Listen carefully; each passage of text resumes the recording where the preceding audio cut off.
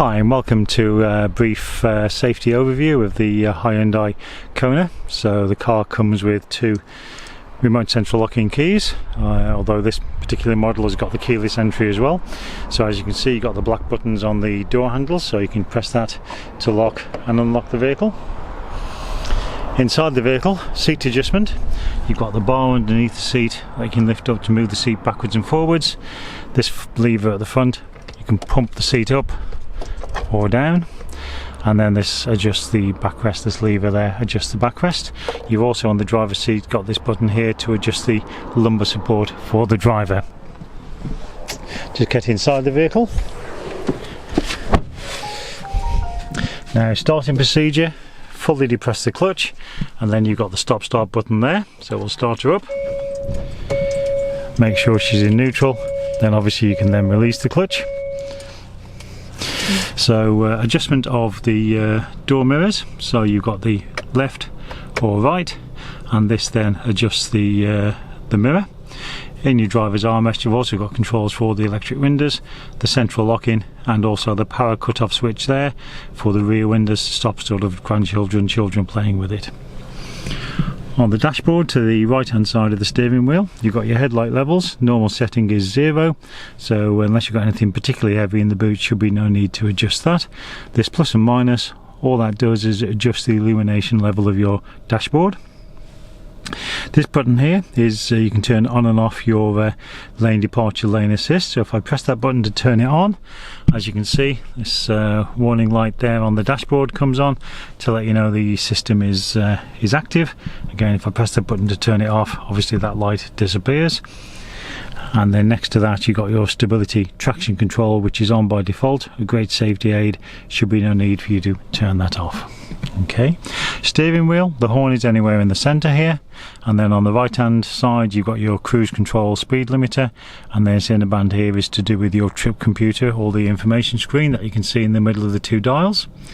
And then on this side you've got your audio controls where you can increase or decrease the volume, and also Bluetooth for your phone. Left hand stalk has your indicators and lights, so you've got an automatic setting with the headlight, so you can leave it on automatic. The car will look after everything for you. And again, this inner band here is for your front and rear fog lights. So again, you can put your side lights, headlights, push the stalk away, full beam, bring the stalk back towards the steering wheel to turn the full beam off. And again, this inner band here, I say twist it up for your front fog light, twist it down for your rear fog light, and you just do exactly the same to turn the fog lights off. There we go, I'll pop it back in the auto position. On the other side is the wipers, so again they've also got an automatic position. So again, in the off position you can just give it a quick flick and it'll just do a single sweep. In the automatic position you can vary the sensor, most sensitive to least sensitive. To wash the windscreen you can pull the stalk back towards the steering wheel. Rear wiper is twist a bit on the end, and to wash the rear wiper you push the stalk away from the steering wheel. Now your information screen, as I said, is between the two dials. As you can see, it's telling us you've got 87 miles of fuel and average fuel economy. Now to reset anything on that screen, all you have to do is press and hold the OK button. There we go, that's reset all those. And then using this toggle button here you can scroll up or down the menus. So for example, I'll reset that one for you, just press and hold the OK button in, and there we go, I'll leave it on your digital speedo. Again, if you need to adjust the steering wheel, there's a little lever on the left hand side here that you fold down, adjust it up and down, in and out, and then obviously tighten it back up.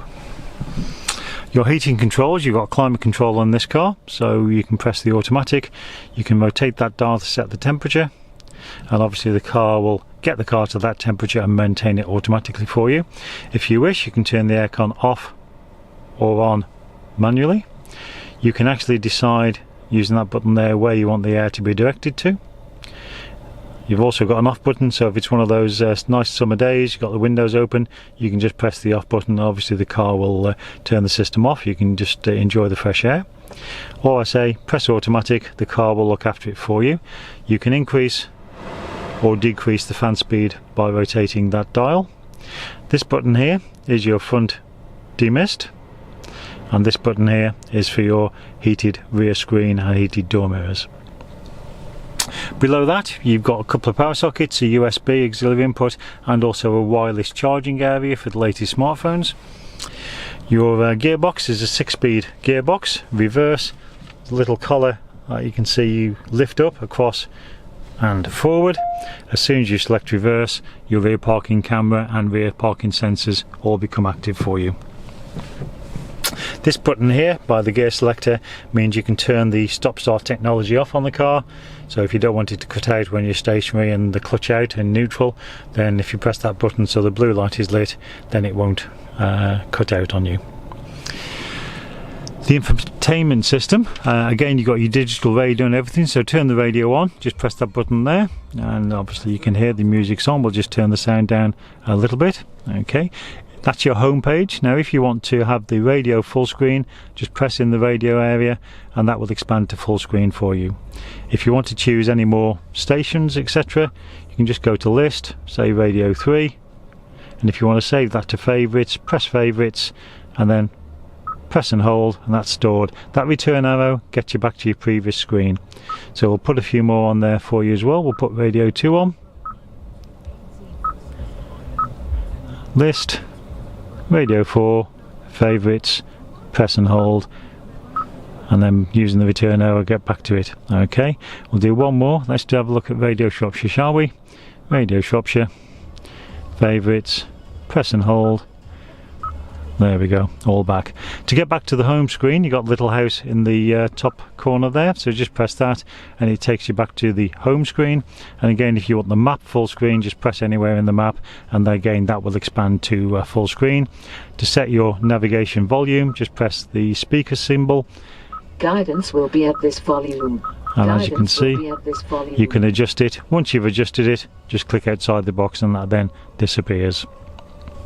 If I go back to the home menu again, if I go into other menus, this is where you've got your Android Auto, Apple CarPlay. So when you connect your appropriate phone to the car via the USB cable, you press the appropriate button, whether it's an Apple phone, iPhone, or whether it's a Samsung or any other device, Android. Just press that and then that will, obviously the display there will mirror your phone. Alright, just pop it back to the home screen. Again, to turn the radio off, just press that once. If you want to turn the whole system off, press and hold in for a few seconds and everything turns off. Alright, I'm just going to reset the time for you. You can see, so go into setup, go into date and time, and daylight saving time. If I just click that, there we go, 10:25. Just use the return arrow, gets me back to the home screen, and the time is all set correctly for you. Alright, so now your fuel release, that is on the floor, as you can see, just down here by the base of the seat, and your bonnet release is on the panel there adjacent to the accelerator.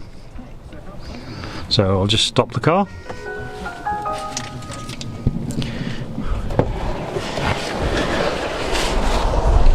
So with the fuel release, all you do, pull it up, and then obviously you just walk around.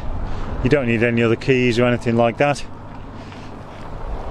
The cap's all tethered, so it's not going to roll away, so you just unscrew, then obviously fill it up, tighten it back up and close it. Okay, so when the car's locked, that flap is locked as well. In the boot, under there, you've got there's a cargo net, and then underneath there is your space saver spare wheel and your tools. So there we have it. Hope you've enjoyed this brief look around on the major controls of the high-end Kona, and I hope you enjoy the car.